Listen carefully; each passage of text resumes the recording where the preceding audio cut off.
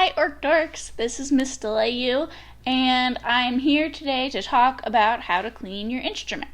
I know that with all of the disease going around, we can be a little bit nervous right now about making sure that we get everything as clean as possible. So I just want to give you some tips to make sure that your instrument is clean, but also that we don't hurt it in the process. Because remember, it's very fragile and we don't want to do anything that we think will be helpful but would actually end up damaging it. So there are a couple of things that you're going to need to clean up your instrument. The first is obviously you need your instrument. So make sure that you have that by you. The next is going to be this cleaning cloth. I have my cleaning cloth right here. The third thing is some alcohol wipes. This is different from hand sanitizer or any kind of rubbing alcohol. These are just like the little pads that you get at the doctor's office where they wipe off your skin before they give you a shot or something. But we're only going to want to use those in very specific places. Grocery stores do still have these in stock, so if you don't have any at your house, your mom or dad should be able to pick some up next time they're at the grocery store. And then finally, if you have been passing your instrument around and letting a lot of other people touch it and hang out with it, and you're kind of worried that somebody might have gotten their germs on it, you can use one specific cleaning product to clean off those germs, and that's going to be Simple Green. I don't have any Simple Green at my house right now, but here's what it looks like. It's a green bottle. It says Simple Green, and it's just an all-natural cleaner so that when you're cleaning your instrument with it, there's no chemicals or anything that's getting on that might hurt the varnish on your instrument.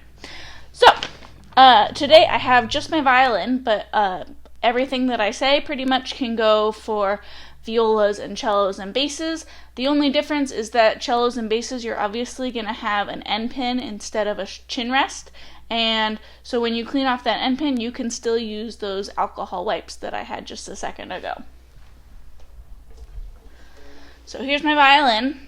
And when I'm cleaning it off, the first thing that I want to do is clean off the strings and the fingerboard and the chin rest, the tailpiece, the end button, and the pegs.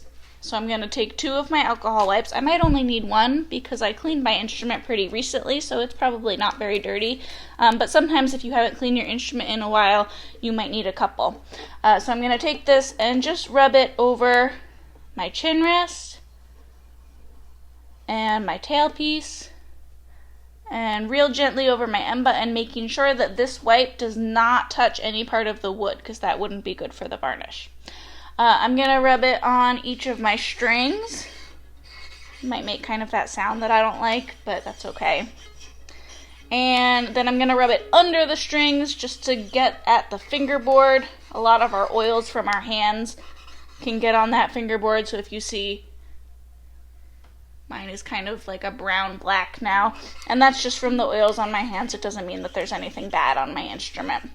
And then finally, I'm just going to wipe each of my pegs off. Okay, so once I'm done with that, I'm going to throw that away. I don't need the second one. And notice again that I was really careful not to let that wipe touch any part of my instrument that is wood, because anything that's shiny and wood has what we call varnish on it, and varnish is a very delicate, special kind of, it's not really a polish, but it kind of seals the instrument from damage. But because it's so delicate, if we get any kind of chemical on that varnish, then it can damage it, and eventually it'll strip it away, and then we won't be able to use that instrument anymore if it starts to disintegrate. That wouldn't be good. So there's also this handy little chart that I happened to find online that shows you which parts of your instrument it's okay to use alcohol wipes on. So anything that's green can be used with an alcohol wipe. Anything that's pink, should not be used with an alcohol wipe. And you'll notice cellos and basses that the end pin part is also green. So that part's okay to wipe off with the alcohol wipe. But make sure that anything, all of the wood and especially the bridge, don't let the alcohol wipe get anywhere near that, because that will damage the wood and that wouldn't be good. So, again, I have my cleaning cloth and now I'm just going to wipe off the body of my instrument. This is also just really good to do anytime you finish practicing. We're going to wipe it off really gently. If there's a lot of rosin underneath the bridge, we're going to wipe that rosin off, and then we're going to use a different part of the cloth to wipe the rest of it so that the rosin dust doesn't accidentally scratch any part of the wood. I'm going to wipe off the back and the shoulders. I can wipe off the neck right here and then the top of the scroll. And again, if my instrument were really dirty and I were worried that it had some germs or something on it, I could use a little bit of that simple green. Don't spray it directly on your instrument, just spray a tiny bit right onto the cloth and wipe it really gently to get any of those germs off. So that's my instrument. It's pretty clean. I actually cleaned it pretty recently before I made this video, so it's already really nice and shiny. And so I'm going to put that down, and then I'm going to pull my bow out. My bow, remember, you want to be really careful with your bow that you never touch the bow hair with anything except for rosin. So you don't want your fingers to touch it. You don't really want the cloth to touch it. Just rosin is the only thing that should be getting on that bow. The bow hair won't really need cleaning because hopefully nobody's been touching it, and so there shouldn't really be any germs on it anyway. But if you are worried about the stick, you can wipe the stick off with a nice dry clean cloth, and you can tighten your bow a little bit so that stick can that cloth can kind of get underneath and clean off all the different parts of the stick. And then one more time, if you were worried that the stick had some germs on it, you could put a little tiny bit of simple green onto your cleaning cloth and then wipe off your bow stick with the cloth one more time. Once you have done all of that, here's the most important part. Right now should be like the time when you are super protective of your instrument. That means mom shouldn't be touching it, dad shouldn't be touching it, little brothers and sisters, as much as they beg you, they really shouldn't be touching your instrument right now. Friends that you might see shouldn't be touching your instrument. Really, it should just be you. The best way to keep yourself and your instrument clean and safe and germ-free is just to make sure that you're the only person touching it. And as long as you're the only person touching it, then you shouldn't have any kind of problem.